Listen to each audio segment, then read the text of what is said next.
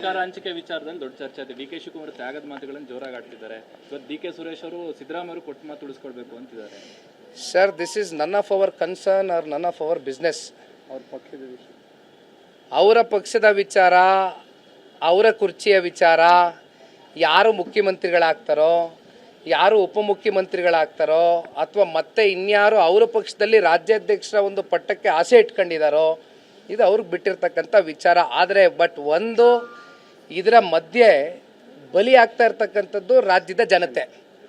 ಒಂದು ಕಡೆ ಕಾಂಗ್ರೆಸ್ನ ಶಾಸಕರಿಗೆ ಅವ್ರಿಗೆ ಎಷ್ಟರ ಮಟ್ಟಕ್ಕೆ ಅನುದಾನ ಸಿಕ್ಕಿದೆ.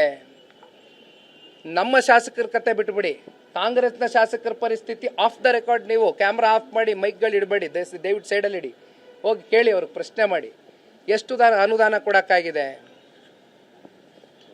ನಾವು ಮಾಡಿದ ರಸ್ತೆಗಳು ಇನ್ನೂ ಮುಗಿದಿಲ್ಲ. ಹೇಳಿ.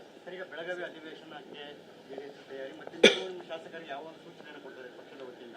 ಪ್ರತಿ ಬಾರಿನೂ ಕೂಡ ನನ್ನ ಉತ್ತರ ಕರ್ನಾಟಕ ಭಾಗದ ವಿಚಾರವಾಗಿ ಚರ್ಚೆ ಆಗದೇ ಕೇವಲ ನಾಮಕಾವಸ್ಥೆ ಅಧಿವೇಶನಗಳಷ್ಟೇ ಸೀಮಿತ ಆಗ್ತಾ ಇತ್ತು. ಈ ಬಾರಿ ಯಾವ ರೀತಿಯಾಗಿ JDS ತಮ್ಮ ನಿಲುವು ತಗೊಂಡಿದೆ? ಈಗ ನಾಳೆ ದಿನ ಸಂಜೆ ಸನ್ಮಾನ್ಯ ಕುಮಾರಣ್ಣವರು ಕೂಡ ಸಮಯ ನಿಗದಿ ಮಾಡಿದ್ದಾರೆ. ನಮ್ಮ ಪಕ್ಷದ ಶಾಸಕಾಂಗ ಪಕ್ಷದ ನಾಯಕರಾಗಿರ್ತಕ್ಕಂಥ ಬಾಬಣ್ಣ ಅವರು ಅವರ ಸಮ್ಮುಖದಲ್ಲೂ ಕೂಡ ಶಾಸಕ ಮಿತ್ರರ ಜೊತೆಯಲ್ಲಿ ಕೂತು ಈ ವಿಂಟರ್ ಸೆಷನ್ ಏನು ನಡೀತಾ ಇದೆ, ಡಿಸೆಂಬರ್ ತಿಂಗಳು 8ನೇ ತಾರೀಕಿಂದ ಏನು ಪ್ರಾರಂಭ ಆಗ್ತಾ ಇದೆ, ಇದಕ್ಕೆ ಸಂಬಂಧಪಟ್ಟಂತೆ ಇವತ್ತು ರಾಜ್ಯದ ಸರ್ಕಾರದ ವೈಫಲ್ಯತೆಗಳು, ಹಲವಾರು ವಿಚಾರಗಳು ಏನಿದೆ, ಇವೆಲ್ಲವೂ ಕೂಡ ಏನು ಚರ್ಚೆ ಮಾಡಬೇಕು, ಯಾವ್ಯಾವ ರೀತಿ ಇವತ್ತು ಸರ್ಕಾರದ ವೈಫಲ್ಯತೆಗಳನ್ನ ಎತ್ತಿಡಿತಕ್ಕಂಥ ಕೆಲಸ ಮಾಡಬೇಕು, ಇವೆಲ್ಲವೂ ಕೂಡ ಚರ್ಚೆ ಆಗ್ತದೆ ನಾಳೆ. ನಿನ್ನೆ ಕಸದ ಯಂತ್ರಗಳ ಬಗ್ಗೆ ಒಂದಷ್ಟು ಅಲಿಗೇಷನ್ ಮಾಡಿದ್ದಾರೆ. ಅಂಥದ್ದೇನಾದರೂ ಇದ್ದರೆ ನಿಖಿಲ್ ಕುಮಾರಸ್ವಾಮಿ ಹೋಗಿ ಲೋಕಾಯುಕ್ತಕ್ಕೆ ದೂರು ಕೊಡಲಿ ಅಂತ ಹೇಳಿದ್ದಾರೆ. ಸರ್, ನಾನು ಒಂದು ಮಾತನ್ನ ಹೇಳ್ತೇನೆ. ಆಸ್ ಎ ಕಾಮನ್ ಮ್ಯಾನು ನಿನ್ನೆ ನಾನು ಪ್ರಶ್ನೆ ಮಾಡಿರೋವಂಥದ್ದು, ನಾನು ಜನತಾದಳ ಪಕ್ಷದ ಕಾರ್ಯಕರ್ತ ಅಂತಕ್ಕಂಥದ್ದು ಸ್ವಲ್ಪ ಬದಿಗಿಟ್ಬಿಡೋಣ. ಕಾಮನ್ ಸೆನ್ಸ್ ಇರ್ತಕ್ಕಂಥ ಮನುಷ್ಯರು ಯಾವ ರೀತಿ ಪ್ರತಿಕ್ರಿಯೆ ಕೊಡಬೇಕು ಇದಕ್ಕೆ ಅಂತಕ್ಕಂಥದ್ದನ್ನ ಒಮ್ಮೆ ಅವರು ಆಲೋಚನೆ ಮಾಡಬೇಕಾಗ್ತದೆ. ಯಾಕೆಂದರೆ ನೀವು ಹೇಳಿದ್ರಲ್ಲ ಹೆಸರು, ಅವ್ರಿಗೆಲ್ಲ ನಾನು ಪ್ರಶ್ನೆ ಮಾಡ್ತಾ ಇರೋದು.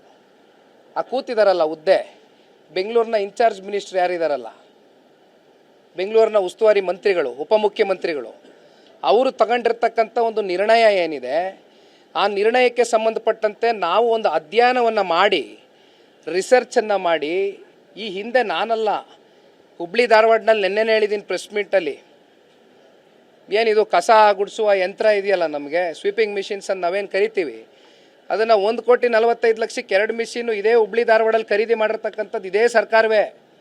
ಭಾಳ ಏನು ದೂರ ಏನು ಹಿಂದೆ ಏನು ಹೋಗಬೇಡಿ. BBMPನಲ್ಲಿ ಇವತ್ತು 17 ಮಿಷಿನ್ 23 ಕೋಟಿಗೆ ಖರೀದಿ ಮಾಡಿರೋರು ಯಾರು?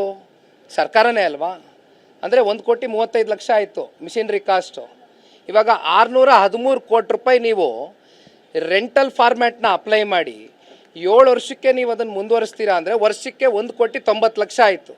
ನಾನು ಅದಕ್ಕೆ ನೆನ್ನೆ ಹೇಳಿದ್ದೀನಿ, one of the best highest specification ಮಾಡಲಿರುವಂಥ ಮಿಷಿನ್ ಯಾವುದು ಬೇಡ ಸರ್, ಜೆಮ್ ಫಾರ್ಮ್ಯಾಟ್ಗೆ ಹೋಗ್ಬಿಡೋಣ ಸರ್, ಜೆಮ್ ಪೋರ್ಟಲ್ಗೆ ಹೋಗೋಣ.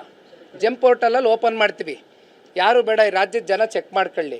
2,05,00,000 ರೂಪಾಯಿ ತೋರಿಸ್ತಾ ಇದೆ ಅದರ ವ್ಯಾಲ್ಯೂ. ಬೇಡ, ನಾವು 3 ಕೋಟಿ ಇಟ್ಕೊಳ್ಳೋಣ. 46 ಮಿಷಿನ್ ಬೇಕು ಅಂತಾರೆ, 138 ಕೋಟಿ ಆಗುತ್ತೆ 46 ಮಿಷಿನ್ಗೆ.